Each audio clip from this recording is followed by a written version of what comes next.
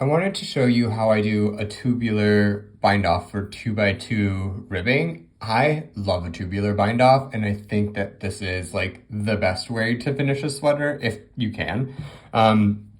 It's a personal preference, and I've spent some time perfecting it, and this is what it's going to look like. Now, this is unblocked still because I have yet to block the sweater, but we're pretty close to the end of it. But anyway, this is the hem of a 2x2 rib, and then we're going to do it for the cuff. I'm going to show you on the cuff because it's a little bit shorter and easier to do. I would say that this is a little bit more of an advanced technique, but it's still doable. I'm also going to preface this with this is how I do it and not how everybody else does it. So I'm a combination knitter, so I do some weird things with my stitches. Basically, when I purl, I flip the stitches. They're switched backwards. And I also knit continentally, which has something to do with how I'm going to approach this, specifically how I do a Norwegian purl. I find that Norwegian purls in a tubular bind off are actually very helpful because of the yarn being positioned behind the stitch as opposed to a regular purl where you put it before the stitch. But we'll get to all of that. And I just wanted to share this because I thought it was a nice way of doing it, and I have not seen anybody else do it the way that I do. So yeah, let's get into it. There's going to be a couple of steps. First, we're going to get the stitches in order. And what I mean by in order is there's no really 2x2 tubular bind off. You can see I have 2 knits, 2 purls, 2 knits, 2 purls. And we want to make this knit, purl, knit, purl, knit, purl, knit, purl.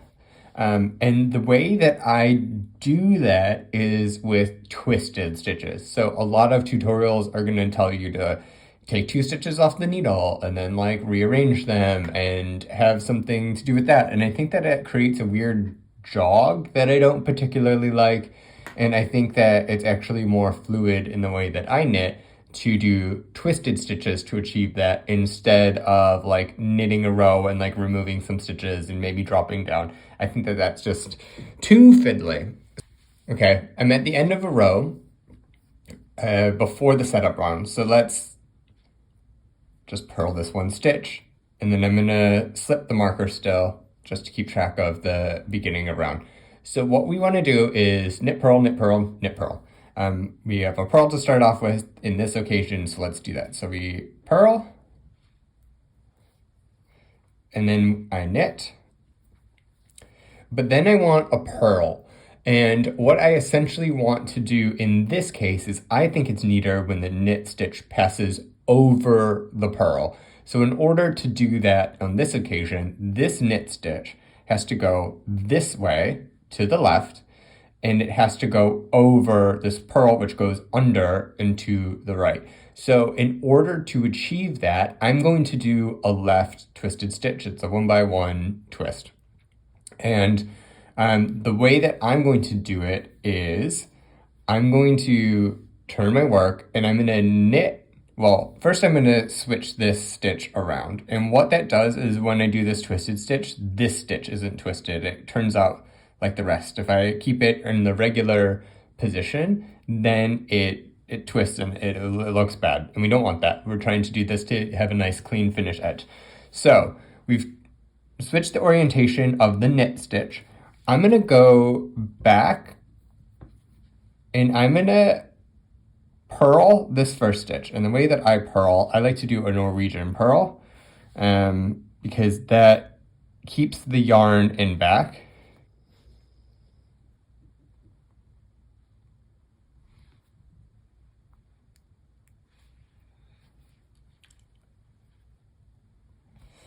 And then what we're going to do is we're going to knit these 2 stitches together.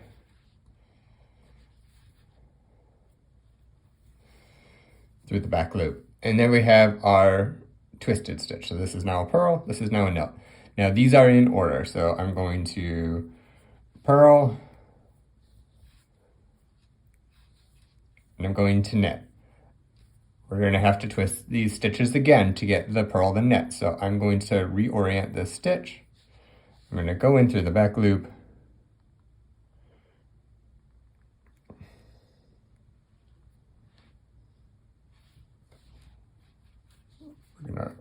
purl this stitch, and then we're going to knit these two together.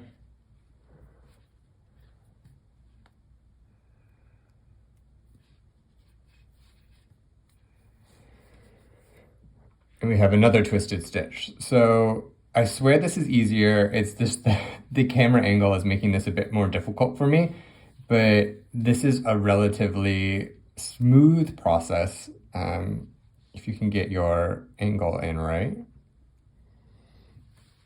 To purl and then knit. So I'm going to finish this with the rest of the sleeve and get the stitches into knit, purl, and then I will join you back for the 2 setup rows. I think the 2 setup rows are optional, but we'll go through them anyway.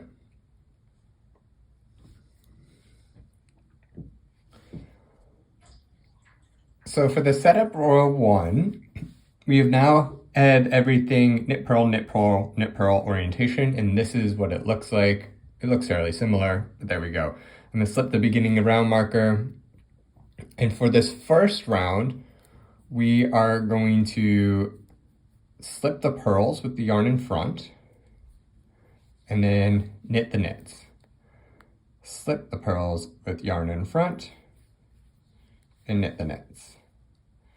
So slip, knit, slip, knit. And then we do that until we get to our beginning of round marker.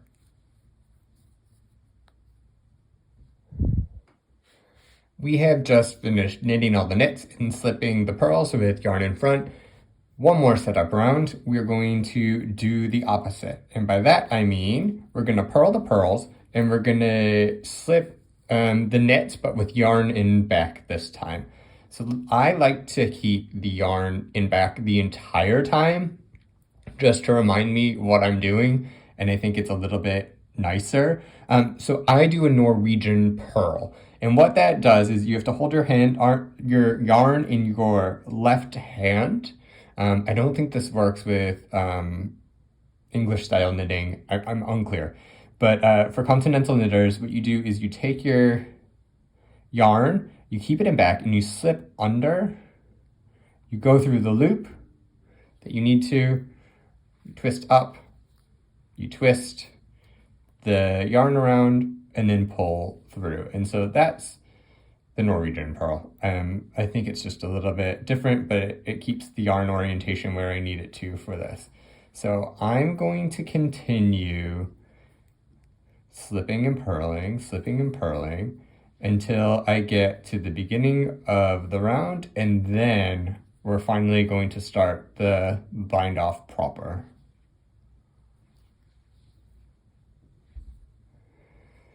All right, I have one more stitch. It's a knit stitch. I'm going to slip this and we're ready to start the bind off. Now I can remove the beginning of row marker. We're not going to need this anymore.